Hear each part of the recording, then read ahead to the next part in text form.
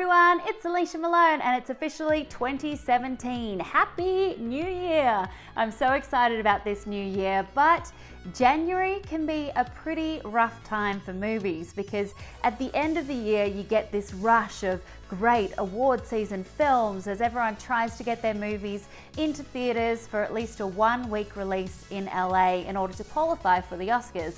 That leaves January pretty dire. So this week I thought what I would do is talk about my favourite films of 2016. Working on a poem for you. A love poem? Yeah, I guess if it's for you, it's a love poem. Let's start with Paterson. Now, this is a movie that's only just been released and it might not be everywhere just yet, but it's a film I spoke about last week on the show. It is one of my favorite films of 2016 because of how simple, quiet, and beautiful it is. It just tells a week in the life of this bus driver played by Adam Driver. He's a poet and a bus driver, and you see him just go throughout his week and his daily rituals that he does, the same things every day, and you kind of notice the beauty in the everyday, the beauty in the monotony, and how a simple life can actually be really nice to see on screen. I go through trillions of molecules that move aside to make way for me, while on both sides, trillions more stay where they are. Get my ass kicked today. What are you playing? Myself.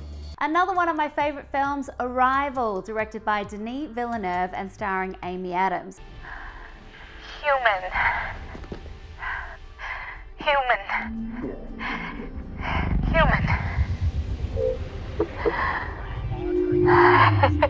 This is a sci-fi film which seems very simple on the surface. You've got this story about a linguistics professor who is called to try to communicate with aliens when they land on Earth, but it goes so much deeper than that. I don't want to spoil the surprise for anyone who hasn't seen it. If you have seen it, I would say watch it again because this is a rare film that works just as well, maybe even better on a second viewing. And yes, it does really go out there with concepts about time, but there's so much emotion in there as well as the intellect. And Amy Adams, she does such a strong performance. I love watching her on screen.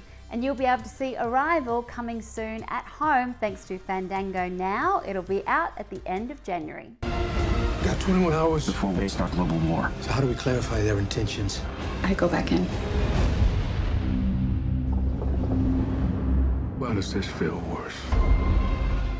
Manchester by the Sea was another favourite of mine. It's a movie that I saw at Sundance about this time last year, and it left a huge impression on me, and I've seen it again since, and every single time it hits me in the gut with the emotion. Whew! I don't have anything big to say. It's okay. I know you've been around, and I thought just been getting Patrick settled in.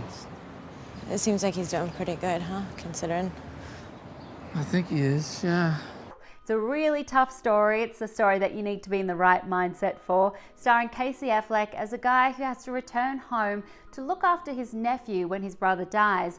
And the reason why he has to return home is revealed to you slowly through a set of flashbacks. And when you realize why, it is tough to get through. But there are moments of joy and happiness and laughter and comedic moments as well. Whatever you decide, he can always stay with us if he wants to come up weekends. Do you want to be his guardian? Well, he doesn't want to be my guardian, for Christ's sake. Got a house full. We're trying to lose some kids at this point. The whole thing is just so beautifully acted and well put together.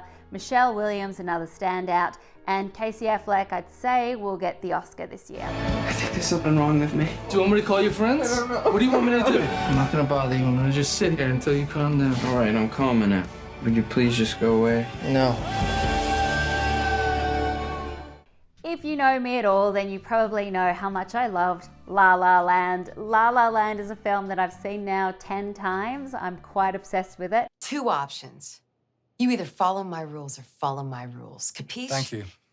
I can do it a different way. No, that's fine. Thank you very much. It feels very personal to me and what I love, and I know so many other people relate to it as well, because this is a film about dreamers. It stars Emma Stone and Ryan Gosling. They're a couple who are both in LA trying to achieve their dreams. You know, she wants to be an actress, he wants to own a jazz club, and the two have to navigate that as well as their relationship. And there's certain things that you might have to give up in order to pursue your dreams, and those feelings of doubt that everyone has when they're going after their big goals. It's also a throwback to classic musicals, the ones that I grew up watching and loving, and ones that you should definitely watch, especially now, like Singing in the Rain, Rest in Peace, Debbie Reynolds. And it's so full of joy, at the same time, it also has some deep emotion to it. La La Land is sure to be a front runner for Oscar nominations when they're announced later this January.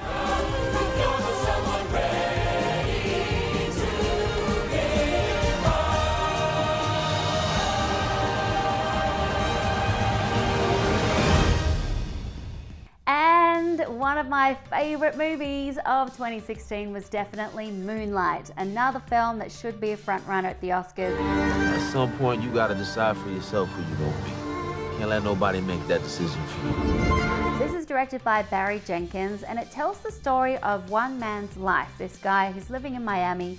He is dealing with his crack addict mother, the fact that he doesn't have a father figure, and the fact that he is not sure about his sexuality. And the way it's told is so brilliant and simple, very elegant too. There's 3 different parts. So one when he's a boy, one when he's a teenager, and one when he's a young adult.